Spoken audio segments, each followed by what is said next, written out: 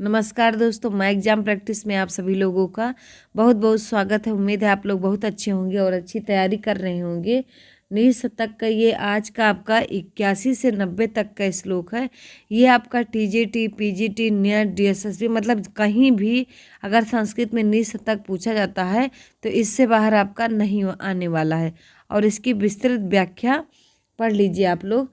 और ये कल जो छूट गया था 3 श्लोक आपका, वो अभी बाद में कवर किया जाएगा। तब तक आप 81 नंबर से देखिए। 81 नंबर देखेंगे। रत्नैर महाहर तुतुर्सुन्देवा न भेजिरे भीम विशेषेण भीतम सुधाम बिना न प्रायुर्विरामम न निश्चित अर्थ विरमन्ति धीरः। कह रहे हैं कि रत्न महा, अब इसको देखिएगा कि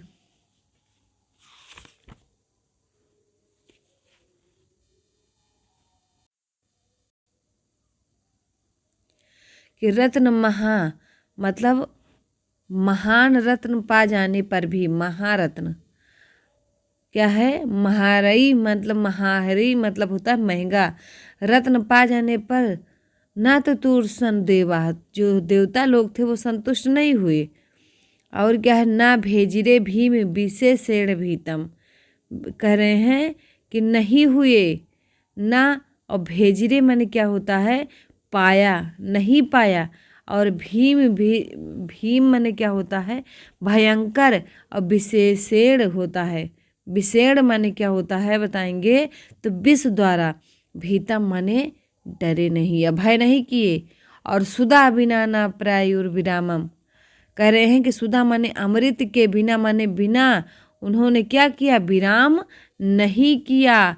इसीलिए कहते हैं कि धीर्य माने जो धैर्यशाली व्यक्ति होते हैं, ना निश्चित अर्थ विरमंती धीरा, जो निश्चित अर्थ जिस पर वो क्या कहते हैं कॉन्सेप्ट अपना बनाए रहते हैं, जो लक्ष्य निर्धारित किए रहते हैं, उसको बिना प्राप्त किए धैर्यशाली व्यक्ति कभी विराम नहीं करते। देखिए देवताओं को जब समुद्र मंथन हुआ तो रत्नईर महाहई मतलब महंगे महंगे रत्न मिले।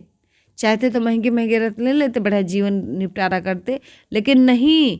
न तो तुरसन देव, जो देवता थे वो संतुष्ट नहीं हुए।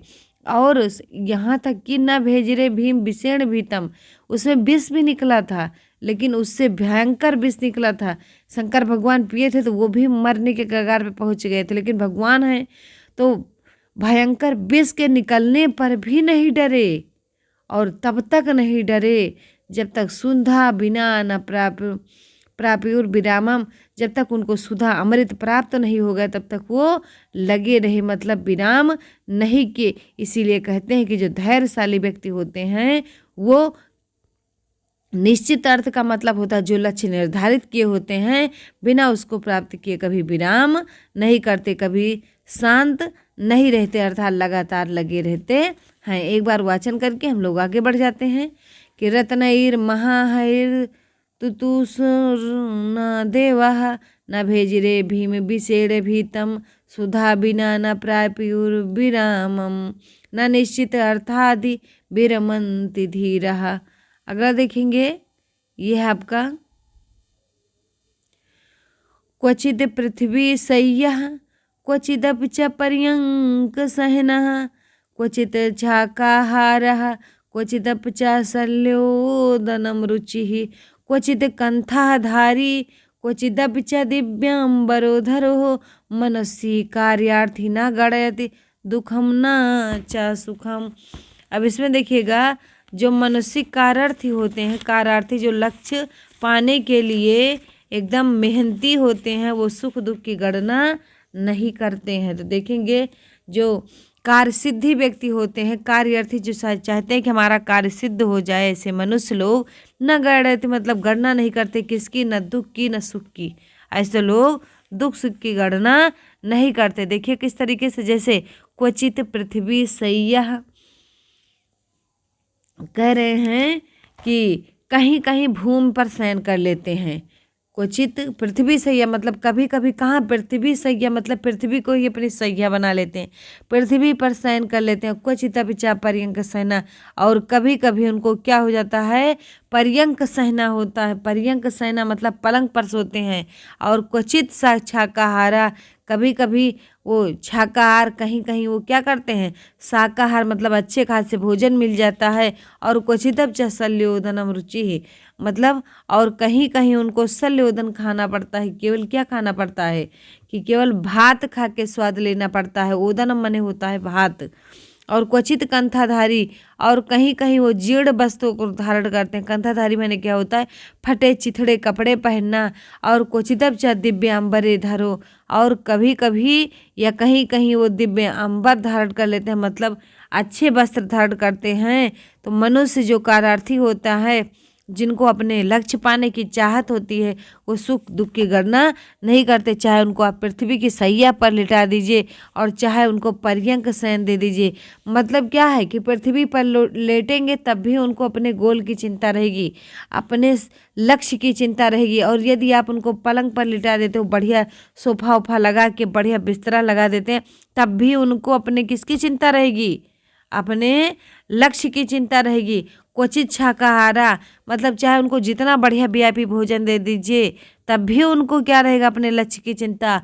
और चाहे उनको केवल भात ही दीजिए प्रत्येक दिन, तब भी उनको अपने लक्ष्य की चिंता रहती है। क्वचितप कंथाधारी, चाहे उनको आप जीर्ण वस्त्र पहना दीजिए, तब भी उनको अपने इच्छा उसकी लक्ष्य की चिंता रहती है। और चाहे उनको दिव्य अंबर पहना दीजिए, तब भी उनको अपने वस्त्र की चिंता रहती है। मनुष्य कार्यार्थी न गणयत दुखम च न सुखम, कह रहे हैं जो कार्यार्थी व्यक्ति होते हैं, जो कार्य को सिद्ध करने वाले व्यक्ति होते हैं, वो दुख और सुख की गणना नहीं करते। एक बार वाचन करके हम लोग आगे बढ़ जाते हैं कि क्वचित पृथ्वी सय्यः, क्वचिदप च पर्यंक सहनः, क्वचित शाकाहारा, क्वचिदप च शल्योदनम रुचिः, क्वचित कंथाधारी, क्वचिदप च दिव्यांबरोधरो, मनुष्य कार्यार्थी न गणयति दुखम न च सुखम।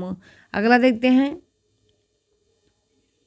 यह 83 नंबर का आपका प्रश्न है कि ऐश्वर्यस्य विभूषणम सुजनतः, शौर्यस्य वाक्य संयमो, ज्ञानस्य उपशमः, श्रुतस्य विनयो, वित्तस्य पात्रे व्ययः, आक्रोधस्य तपसा क्षमः, प्रभृतिर्धर्मस्य निर्व्याजता, सर्वेषामपि सर्वकारणम इदम शीलम परम भूषणम। अब ये क्वेश्चन कई बार आया है कि शीलम परम भूषणम, सबसे बड़ा आभूषण कौन सा होता है, तो शील होता है।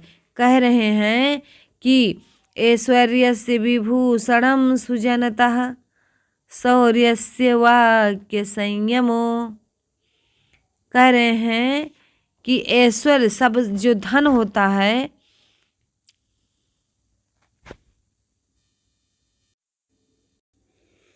ऐश्वर्यस्य विभूषणम सुजनता, तो देखेंगे ऐश्वर्य का आभूषण क्या होता है, सुजनता होती है। और शौर्य मतलब शौर्य का या पराक्रम का आभूषण क्या होता है, वाक्य संयम होता है। तो मतलब ऐश्वर्य का आभूषण सुजनता, शौर्य का वाक्य संयम, और ज्ञानस्य उपशमः श्रुतस्य, और जो ज्ञान का होता है वेद अध्ययन, श्रुतस्य का ये मतलब क्या है कि ज्ञान का आभूषण क्या होता है, उपशमा, उपशमा माने होता है शांति। ज्ञान का आभूषण क्या होता है, शांति। और श्रुतस्य विनयो, और जो श्रुतस्य मतलब क्या होता है, वेद आदि का अध्ययन क्या का आभूषण विनय होता है। जो वेद आदि का अध्ययन किए होते हैं ना, विनम्रता से पेश आते हैं। और वित्तस्य पात्रे व्यय, कह रहे हैं कि जो वित्त से होता है धन का आभूषण क्या होता है, जो पात्र हो मतलब जो दान देने के पात्र हो ना, उसमें खर्च किया जाए, उसका आभूषण होता है। और क्या कह रहे हैं, आक्रोधस्य तपसा, क्या कह रहे हैं कि आक्रोधस्य तपसा का मतलब कि जो क्रोध है, वो क्रोध का क्या होता है, क्षमा होता है। और क्या है, प्रभृत धर्म से निर्व्याजता, सामर्थ्यवान का क्या होता है, निष्कपटता होता है। सर्वेषाम सर्व कारणम इदम, सभी का ही क्या कहते हैं कि सभी का उत्कृष्ट ये सर्वे साम मतलब सभी भी, सभी का कारण इदम या शीलम परम भूषणम, सभी का कारण ये शील रूपी आभूषण होता है, या सबसे बड़ा आभूषण आपका क्या होता है कि शील होता है। तो फिर से देख लेंगे एक बार देखते हैं कि ऐश्वर्य से विभूषणम सुजनता, पूछ लेगा ऐश्वर्य से विभूषणम कहाँ, तो सुजनता। सौरस्य वाक्य संयमो और ज्ञानो, जैसे देखिएगा ऐश्वर्य का आभूषण सुजनता होता है, शौर्य का वाक्य संयम और ज्ञान का शांति, वेद आदि का अध्ययन विनय, और जो धन होता है वो व्यय किया जाए तो पात्र व्यक्ति को किया जाए, मतलब ये होता है क्या कहते हैं आभूषण। और आक्रोध से तपसा,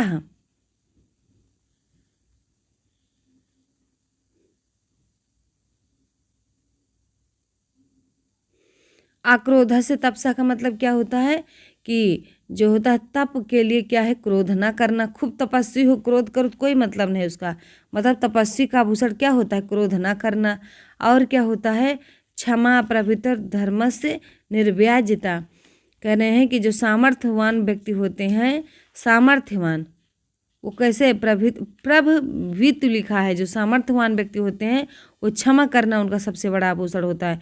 और धर्म से निर्व्याजता मतलब होता है कि धर्म की निष्कपटता, क्षमाशीलता और धर्म की निष्कपटता ही किसका, सामर्थ्यवान व्यक्ति का धन होता है, आभूषण होता है। सर्वे साम अपि मतलब सभी भी, सभी कारण इदम इसी के सभी कारण हैं, किसके, शीलम परम भूषणम सबसे बड़ा आभूषण क्या होता है आपका, शील होता है। मतलब यदि आपके पास आभूषण शील रूपी आभूषण है तो ये सब जो है आपका तो गौड़ हो जाएगा। समझ रहे हैं आप। अगर इसमें देखते हैं एक बार वाचन करके हम लोग आगे बढ़ जाते हैं। ऐश्वर्य से विभूषणम सृजनतः, शौर्य से वाक्य संयमो, ज्ञानो सोपसमः, श्रुतस्य विनयो, वित्तस्य पात्रे व्ययः, आक्रोध से तपसा क्षमः, प्रभृति धर्म से निर्व्याजता, सर्वेषामपि सर्वकारणम इदम शीलम परम विभूषण, शीलम परम भूषणम। अगला देखते हैं 84 नंबर का है कि निंदन्ति नीति निपुणः यदि वा स्तवन्तु, लक्ष्मी समाविशतु गच्छति वा यथेष्टम्, अद्येव वा मरणमस्तु युगान्तरे वा, न्यायात् पथः प्रविचलन्ति पदम न धीरः। कह रहे हैं कि निंदन्ति नीति निपुणा, इसको ध्यान से सुनिएगा कि न्यायात मतलब न्याय से, पथा माने न्याय के रास्ते से, प्रविचलन माने विचलित नहीं होते, पदम न धीरा धैर्यशाली के पद कभी भी न्याय के पद से विचलित नहीं होते, चाहे इनके साथ ऊपर दी गई लाइनें चाहे इनके साथ जब हो। तो नीति निपुणा मतलब नीति निपुणा मतलब जो नीति में निपुण हैं उनकी चाहे निंदा करे, यदि वह स्तुवंत या उनकी प्रशंसा करें, उन्हें फर्क नहीं पड़ता कि जो नीति निपुण व्यक्ति हैं उनकी निंदा कर रहे हैं या उनकी स्तुति कर रहे हैं या प्रशंसा कर रहे हैं।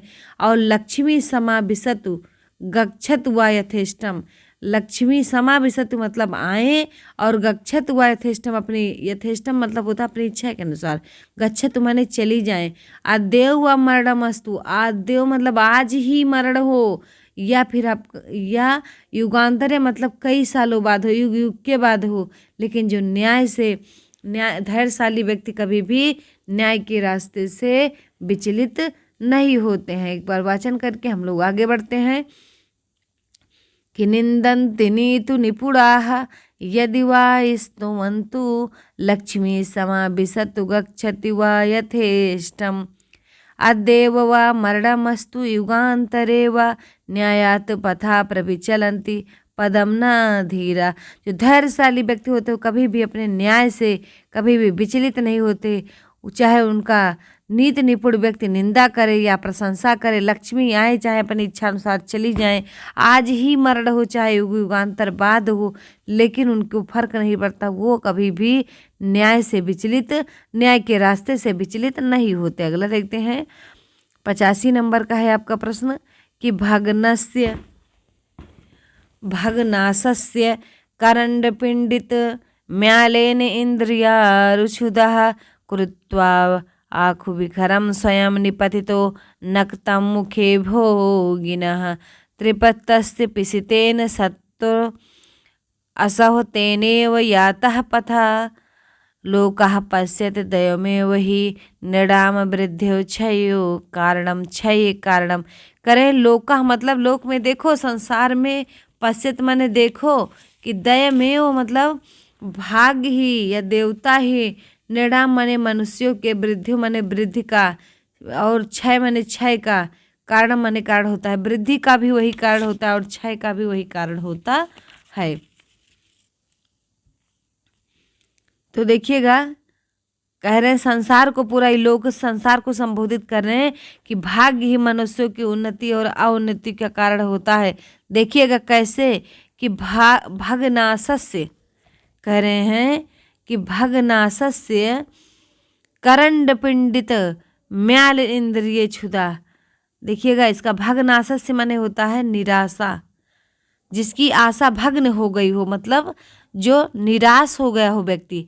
और क्या करे, करंड पिंडित, करंड पिंडित मतलब ऐसे पिंड बना के बैठा हुआ, पिटारी में ऐसे पिंड बना के बैठा हुआ, कौन, सांप। और म्याल इंद्रियन क्षुधा, भूख के मारे इंद्रिय क्या हो गई है, मेलान हो गई है, समझ रहे हैं। और तभी कृत्वा आखु विवरम, कृत्वा माने करके, आखु माने होता है चूहा, विवरम माने क्या होता है, विवर।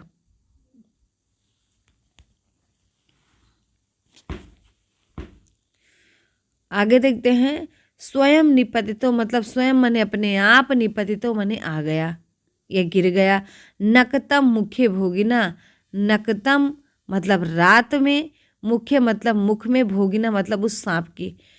कोई चूहा आया और क्या किया कि स्वयं ही क्या उसमें पिटारी में आ गया, और रात में क्या हो गया, मुख्य भोगिना, उस सांप के मुख का क्या बन गया, भोजन बन गया। और त्रिपतस्य पिसितेन कह रहे तृप्त होकर, मतलब उसको खाया तो संतृप्त हो गया।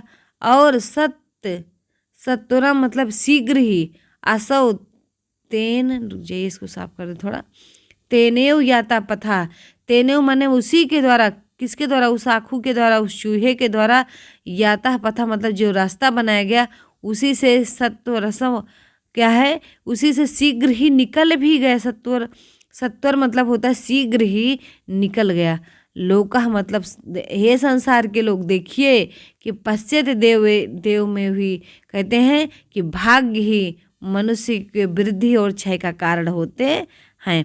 एक बार फिर से देखते हैं, भग्नाशय से मतलब क्या होता है, आशा को भग्न किए अर्थात निराश हुए। करंड पिंडित मतलब क्या होता है, पिटारी में पिंडित बैठा हुआ।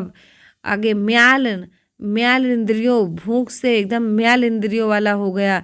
नक्तम माने रात में, अकृत्वा आँखों विक्रम कोई चूहा अब स्वयं निपतम वहाँ गिर गया, क्या करके, विवरम माने छेद करके स्वयं आ गया। और मुख्य भोगिना और सांप का भोजन, सांप के मुख का भोजन बन गया।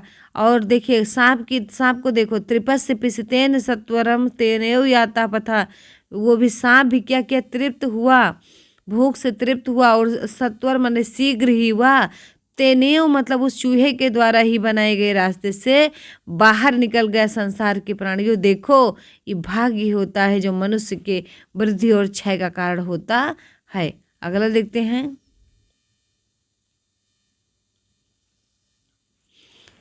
आलस्यम ही मनुष्याणां शरीरस्थो महान रिपुः नास्ति उद्यम समूह बंधो कुर्वाणो न वसीदति।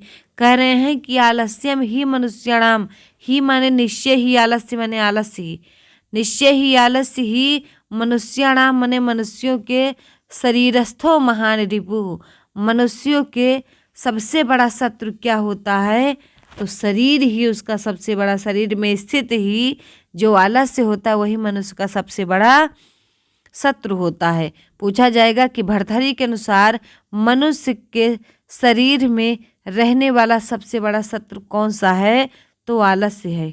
कौन सा है आपका, आलस्य है। नास्ति उद्यम समो बंधु कुर्वाणो न वसीदति।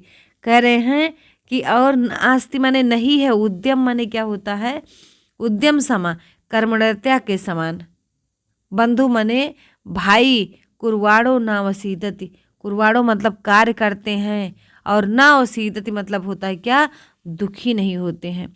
कि कर्म करते हुए व्यक्ति, देखिएगा सबसे बड़ा उद्यम पूछा जाएगा तो कर्म ही आपका होता है, और ये जो कर्म करते हैं वो व्यक्ति कभी दुखी नहीं होते। देखिएगा भाग्य सब सब चीज़ें लास्ट में भरथरी जी कर्म पर ही आ गए। जो व्यक्ति कर्म करता रहता है ना वो कभी दुखी नहीं रहता।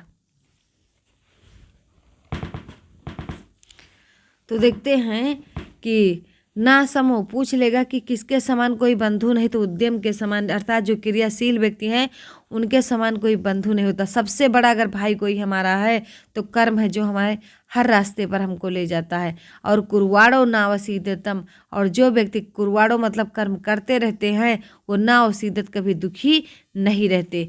तो सबसे आलस्यम ही निश्चय ही मनुष्य के शरीर का सबसे बड़ा, अगर पूछा जाएगा कि सबसे बड़ा शत्रु कौन सा होता है तो आलस्य होता है। एक बार वाचन करके आगे बढ़ जाते हैं। आलस्यम ही मनुष्याणाम शरीरस्थो महान रिपुः नास्ति उद्यम समो बंधु कुरवाड़ो न वसीदति। अगला देखते हैं 87 नंबर का है आपका। देखिएगा इतना 87 में देखिए इतना मतलब सब सर्वनाश हो गया, लेकिन फिर भी व्यक्ति अगर जिसको उठना है वो सर्वनाश नहीं, वो फिर कर्म को करते हुए आगे बढ़ जाता है।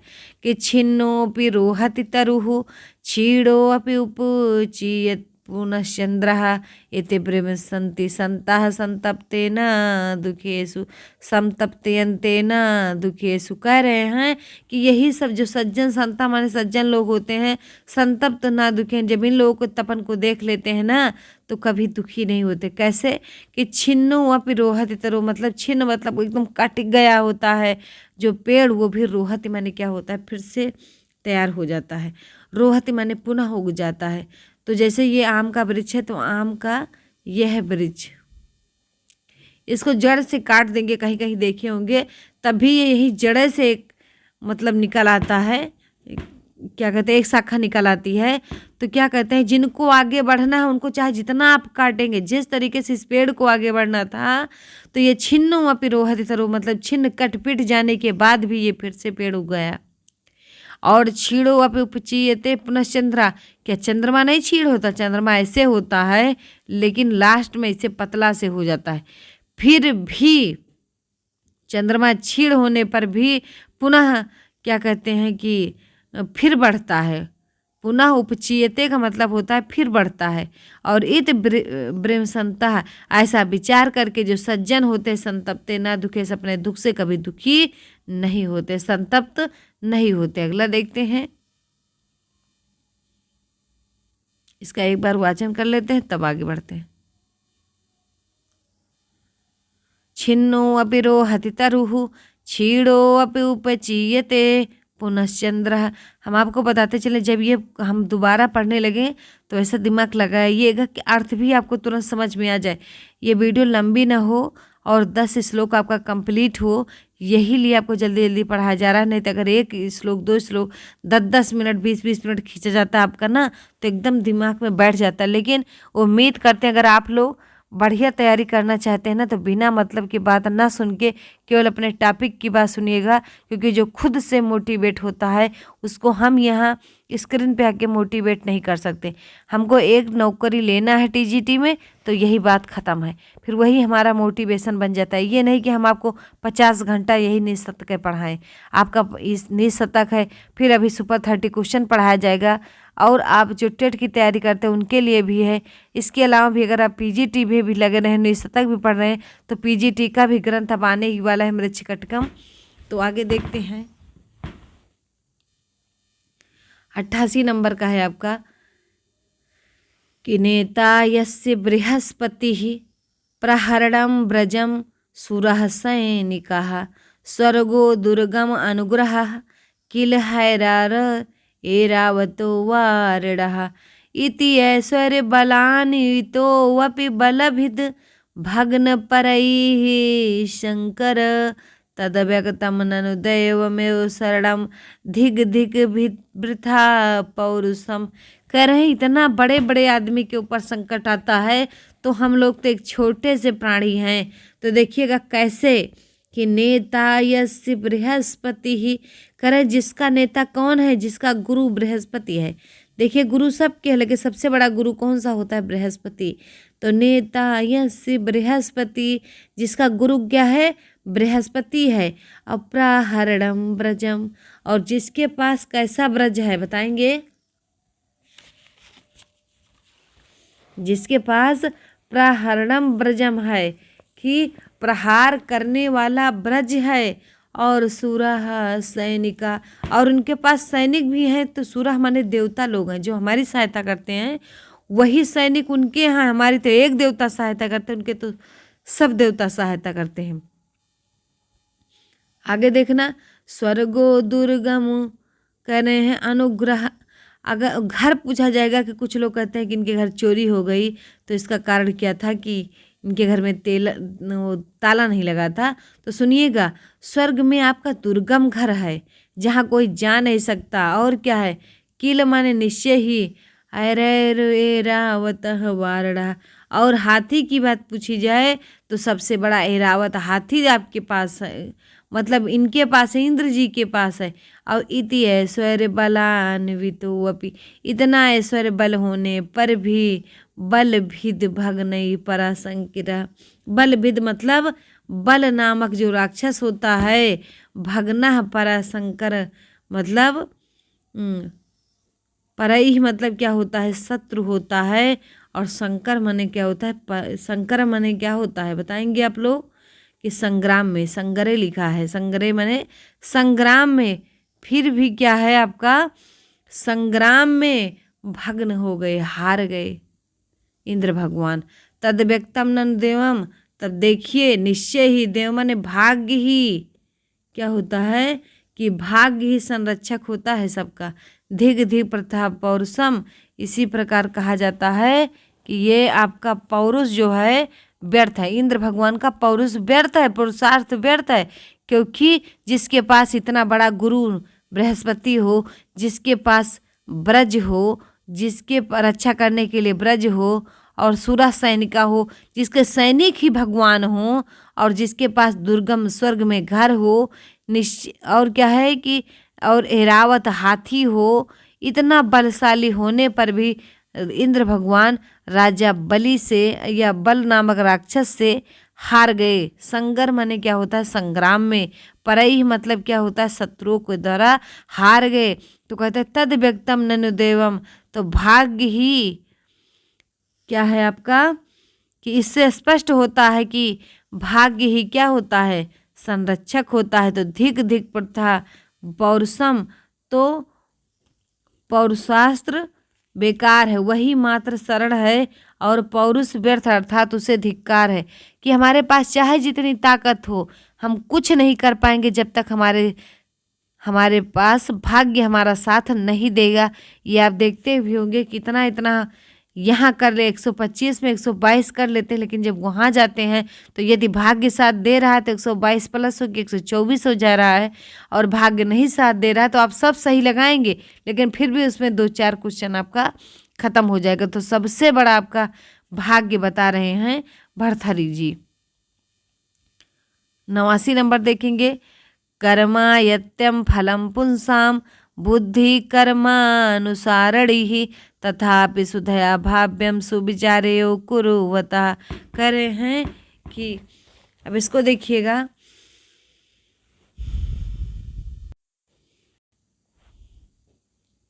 कह रहे हैं कि कर्मायत्यम फलम पुंसाम बुद्धि कर्मानुसारणी तथापि सुधया भाव्यम सुविचारयो कुरुवता। कह रहे हैं कि कर्म के अनुसार ही फल मिलता है पुंसाम माने पुरुषों को।